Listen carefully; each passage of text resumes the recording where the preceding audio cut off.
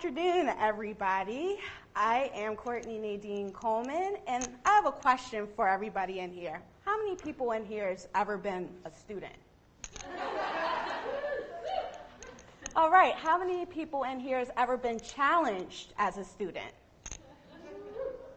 Now, how many people have ever left a classroom at any point in their academic career and has not quite been able to, nobody knew that you didn't understand something but you?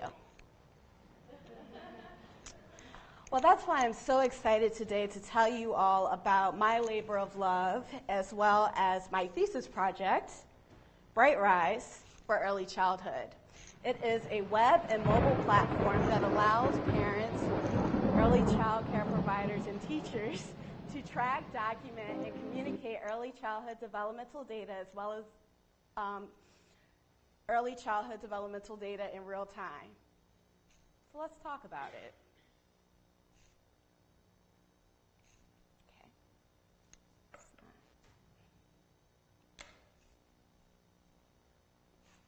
Big question from, some personal experiences that I've had through family members, speaking with family members who have had children and family members with disabilities as well as developmental delays.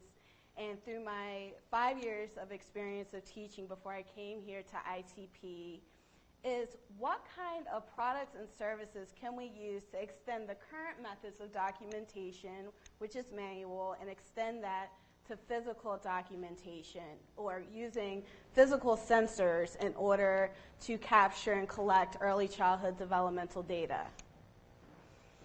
The benefits of tracking manual, observational, as well as physical sensor data is that, sometimes when you're observing, as a teacher, sometimes when you're observing a student, a lot of times we sometimes make assumptions about what they may or may not understand. And, based on my research as well as user testing, there are ways to use biosensors, such as a heart rate monitor or galvanic skin response, to determine whether or not an individual is experiencing stress while learning. And this information is much more objective. So I'm not saying that the information is to be collected in a silo, but marrying that with your eye actually can be very informative. As a teacher, one thing that I learned is that accountability is always very high. You have to justify every single service that is implemented in the classroom in order to better service a child. And so incorporating physical data really can be a compelling way to prove your case, beyond, hey, this actually happened versus what you think may have happened. So let me go over my research process in developing this platform. I looked at some wearables that were out there, the Jawbone. I picked that one to highlight was just the fact that it couples manual tracking along with wearable activity data in order to determine a person's wellness. You can also track food data. And then even more closer to my particular project, there's also the Sweet Beat app, which allows you to use consumer heart rate monitors to associate heart rate variability with food sensitivity. And I found that to be very interesting because you're using an additional source of data in order to better assess somebody's wellness. I also looked at some typical tracking software, some of these that I've actually used as my career as an educator, namely Edline, and I noticed that once this was actually rolled out within my classroom and within my school, there was much more engagement amongst parents, measured by the amount of emails. Like, it was such an influx of emails that I got once this was in, which was really a really great thing because parents were much more engaged. I also looked actually within the early childhood space, which was what the focus was for this particular project, and I looked at Daily Connect and Tadpoles, and these actually allow you to track daily feedings, diaper changes, a lot of things that many daycare centers and early childhood centers allow you to track or want to track on a particular child in order to meet certain federal and state legislations, but there's not a strong developmental focus with these apps. They don't really track a child's development. They just track whether or not, what time a child ate, what they ate, and how they slept. So I also consulted some experts in the field while developing this project in order to further validate what I was doing. I spoke to Paula Dankwa, who is the director of Littlefield State Care in Silver Spring, Maryland, and she does early intervention for children, as well as Beth Rosenberg, actually here in New York. She actually has a program where she integrates technology for students with autism. And so all of these experts, they basically told me about the feasibility, some of the challenges associated with actually integrating this technology within the classroom, as well as some other possibilities and other institutions that I could consider, and they both validated and said that it was a good idea. I also spoke to Dr. Fumafad, who's actually the director of neonatology down in Prince George's Hospital down in Maryland, and he actually spoke about how premature babies, a lot of times, they don't even cry when they're hungry or they're sleepy, and so a lot of times parents don't know, the next time, and he, explained that how having an additional physical sensors to actually communicate their needs would be an actual great thing. I also did site visits at some home daycare centers and independent daycare centers, different settings to get their feedback on my prototypes and just to learn more about some of their needs. And from that, I looked at their current way of tracking, which is using a daily sheet where they're tracking diaper changes and everything that I've already spoke about. And, this is their system. Now, the thing with their current system, the difference between my system and their current system is that the beauty of tracking things through a web and mobile app is that you're able to track it over time. So, in a nutshell, I learned from the centers that I visit, as well as the experts, that priorities are, it has to adhere to federal, state, and local government standards. It has to be secure and confidential. It has to be seamless communication. And it has to be easy to use and train people. And this goes beyond basic, just making things nice for user experience. The reality of it is in childcare, early childcare, and particularly, there's a very high turnover rate. And these daycare centers don't have time to train people. So the system had to be easy to use, and the development really had to be taken into consideration. So here's Bright Rise, and so through the system, anything that a school would input for a parent, whether it be manual or heart rate data, it would go to the parents. It would also go, sometimes when a child has developmental delays, they see other people too, like speech therapists, occupational therapists. And then you also have government agencies that often these early child care centers often have to report to and report their findings to and confirm that they're actually tracking this information.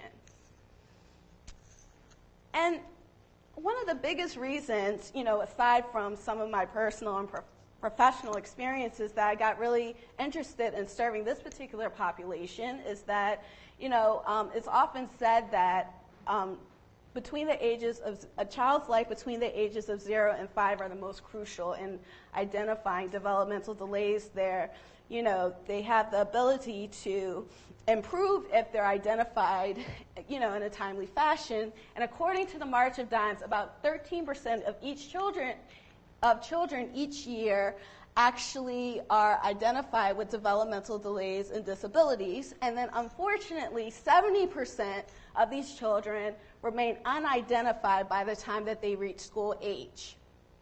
Bright Rise bridges the gap.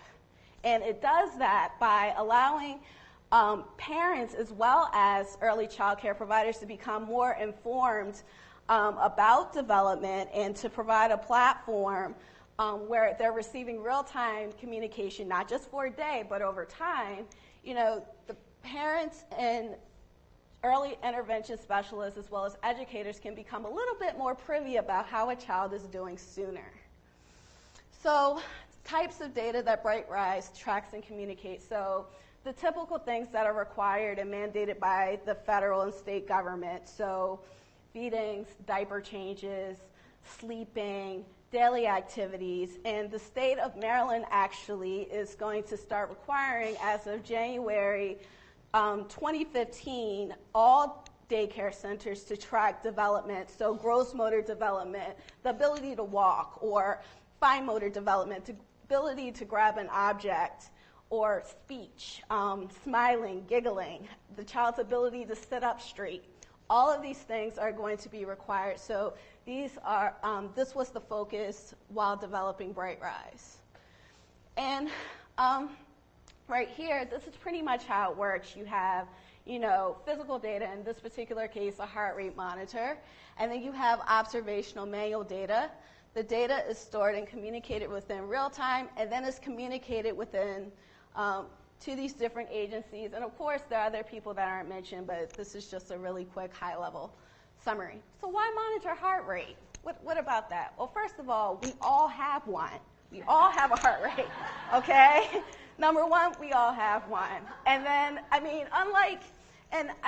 was really, during the course of my time here at ITP, I did explore other ways of capturing physical data through computer vision, as well as touching using pressure sensors, which is definitely very valuable, and I'm definitely going to pursue that. But the beauty of this, everybody has one, so it's something that is very consistent, and with the advent of all these wearable technologies, it's super duper accessible. Anybody can get a heart rate monitor. They can go to Radio Shack, Best Buy. Is super accessible. Additionally, according to the American Heart Association, a high heart rate can be directly linked to higher levels of stress. So what does stress have to do with child development? Well, according to Dr. Shonkoff, who actually leads the child development group over at Harvard, with toxic levels of stress, the small children never can get back to normal. It damages the brain circuitry, leading to lifelong problems with learning, behavior, physiological health, and mental health.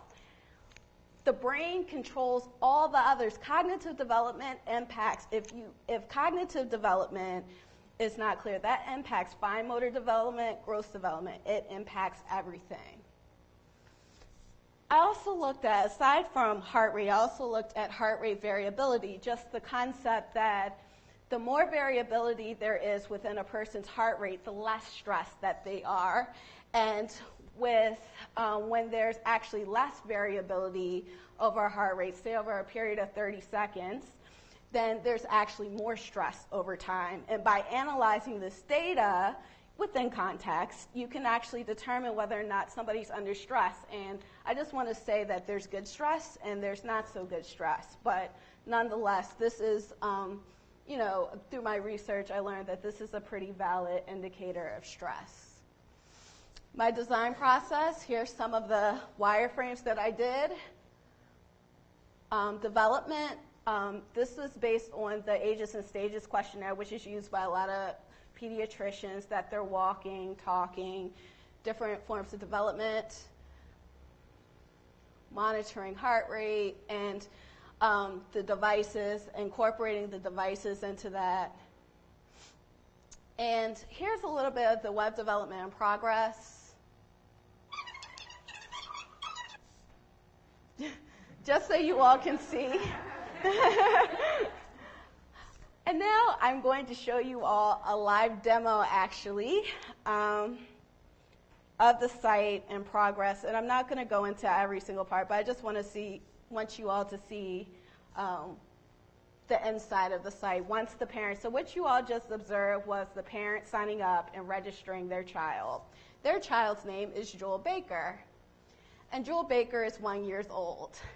And so what it allows you to do, that daily sheet that I showed you all before, it's basically replicated, so it's digital.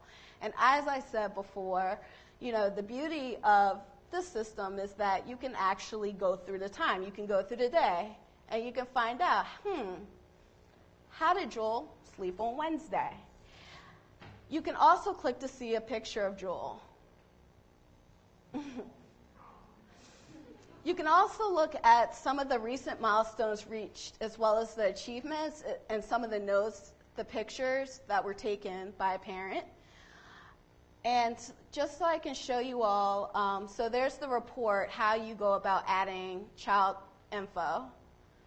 So the typical things that are typically tracked by daycare, so activities, diapers, feedings, and sleeping. And, you can input the date and time. Let me do this real quick. She slept from 9.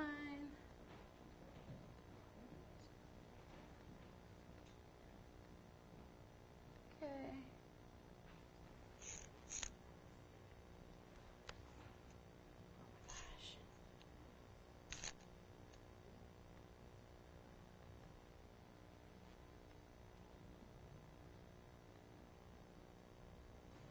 No problem.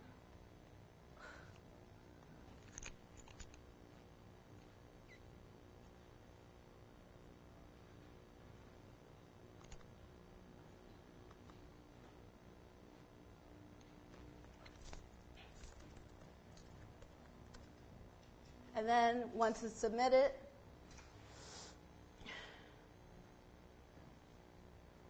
it shows up right on the daily sheet. Also, again, you're able to do milestone tracking. So you can see that she put together the blocks, and you can add the info. So cognitive, fine motor, gross motor. Cognitive, and you can choose a video and choose to upload it. All right, let's go back. The heart rate monitoring concept. So I was able to, currently it's still in development, but I will show you all just the concept over it. I tested it out on Kevin. He's 4 years old. He goes to school in Maryland, and he has some speech challenges. This is one particular use case for this. And I wanted to monitor how Kevin actually went about reading a passage and how that impacted his stress levels. So there's the parent putting on his information. That's him wearing it within the school. And the great thing about it is the wearability of it. While it does not fit me very well, it's super tight on him. Perfect. It fits perfectly. So, I mean, it was a little tight on him, but it's amazing how well it fits a 4-year-old child. And, a teacher, what I envisioned was that a teacher would, based on heart rate variability, if there is more heart rate variability than the level, his stress levels right there, which is his initials, it would give them a 1. But as the heart rate variability decreased, it would eventually give them a 5 going through 2 through 5.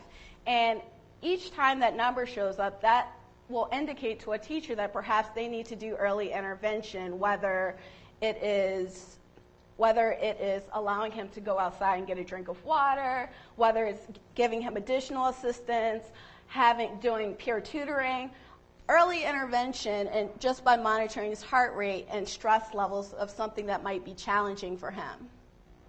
And it also notifies the parent. So here's some user testing that took place. And again, in this particular case, I was just looking at how that's him. And just, he read through. All right, go ahead and read. 1.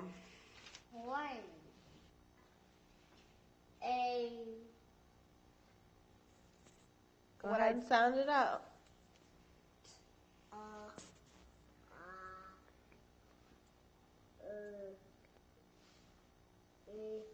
And as he struggled, there was an increase in his heart rate. So that was one particular use case, and what I found from that short user test is that, number one, definitely, as he struggled through words, there was definitely a spike within his heart rate, but also I tested it within a quiet environment versus a loud environment with the TV on, and his heart rate was definitely even more increased within the louder environment. And then within the school environment, his heart rate was actually higher within the school environment, because in the classroom you have all kinds of kids and distractions and other stress levels. But the next steps are still to continue user testing and feedback. While that user test was definitely great for showing me the validity of how stress can be associated, I don't want to draw any conclusions just yet about how this can work with different use cases until I've thoroughly tested it. And I want to get additional feedback from teachers as well as parents. I want to complete the development and UX design process for the web and mobile platform. I want to explore other sources of physical data, again, toy tracking as well as computer vision. How can that be tied into the BrightRise system? And finally, I want to secure strategic partnerships and resources, because the fact of the matter is I can't do it all alone, but this has been really a great journey. Thank you.